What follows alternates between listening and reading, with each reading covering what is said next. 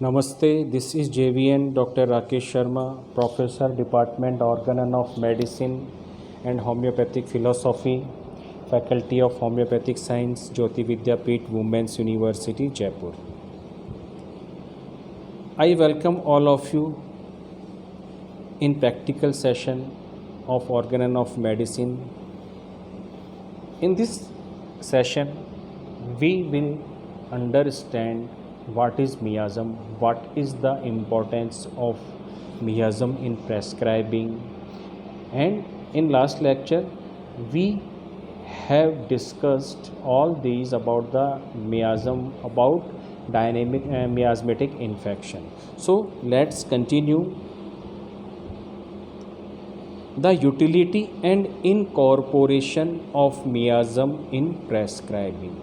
What is the utility of miasm in prescribing? That is very important. In homeopathy, when miasms are discovered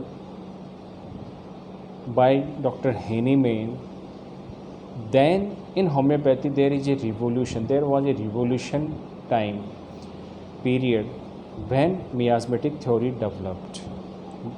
Because miasmatic theory, our homeopathic system is incomplete. Complete in the sense,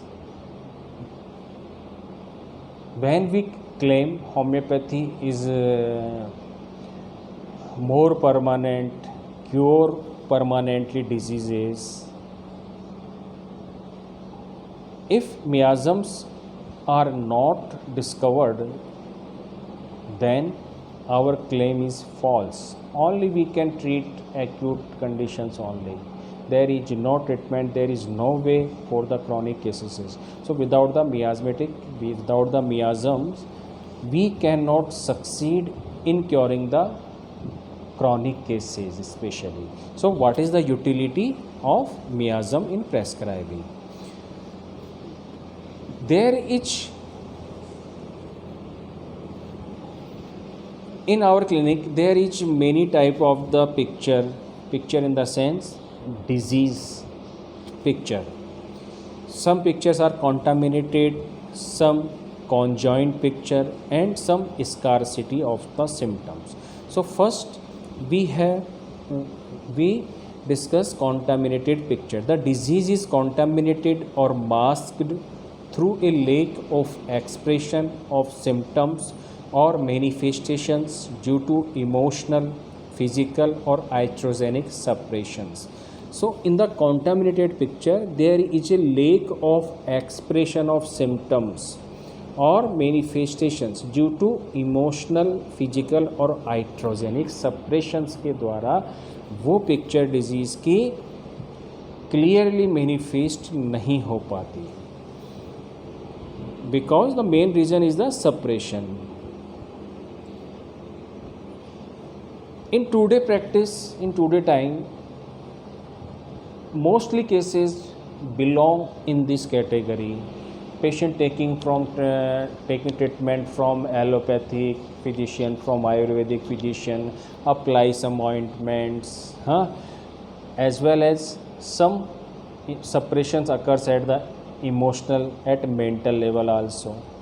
So all these disfigure the real picture of the natural disease. Now the second is the conjoined picture, means the original malady exists upon which symptoms of various drugs are superimposed. Means here in this second point, the original natural disease is mixed with artificial drug disease. So there is no clear picture of natural disease. We cannot understand the nature of natural disease. The third is the scarcity of symptoms, conditions in which it is difficult to ascertain a totality of symptom, that is the one-sided diseases. Means in this group of symptom there are one-sided disease. The one-sided disease are those diseases where only one or two symptoms are prominent.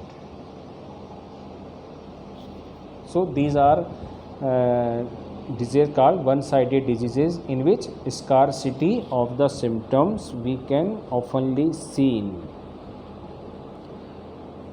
Now, in next practical session, we will continue or in elaborated form this case taking.